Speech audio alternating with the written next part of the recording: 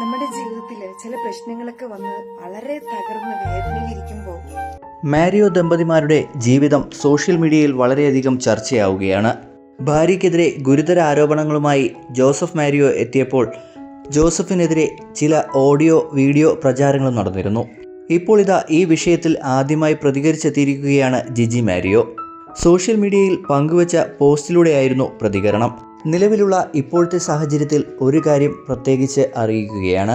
എൻ്റെയോ മക്കളുടെയോ അറിവോ സമ്മതത്തോടെയോ അല്ല സോഷ്യൽ മീഡിയയിൽ പല ഓഡിയോകളും വീഡിയോകളും പ്രചരിക്കുന്നത്. ഇതെല്ലാം ആരു വഴിയാണ് പ്രചരിച്ചതെന്ന് ഞങ്ങൾക്ക് യാതൊരുവിധ അറിവുമില്ല.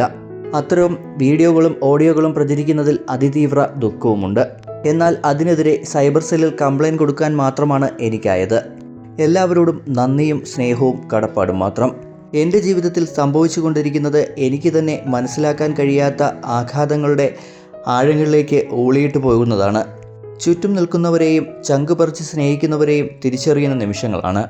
ആ തിരിച്ചറിവുകൾ ഒരു അഗ്നിപർവ്വതം പോലെ ഹൃദയത്തെ പൊട്ടിച്ചുകൊണ്ടിരിക്കുകയാണ്.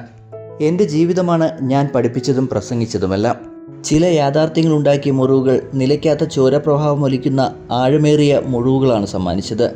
ജീവിതത്തിലെ വേദനകളിലും നേട്ടങ്ങളിലും തിരസ്കരണങ്ങളിൽ നിന്നെല്ലാം ഉടലെടുത്ത എൻ്റെ ജീവിതമാണ് ഞാൻ പഠിപ്പിച്ചതും പ്രസംഗിച്ചതും. അതിൽ യാതൊരുവിധ കളങ്കവുമില്ല.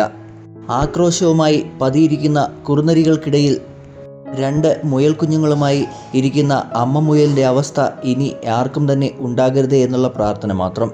ഇനി എൻ്റെയും മക്കളുടെയും മുൻപിൽ ഇനി എന്താണ് കാത്തിരിക്കുന്നതെന്നുള്ള നിശ്ചയമില്ല എങ്കിലും സത്യത്തിൻ്റെ ജ്വാലയിൽ നിന്നും ഞാൻ ധൈര്യം കണ്ടെത്തിക്കൊണ്ടിരിക്കുന്നു.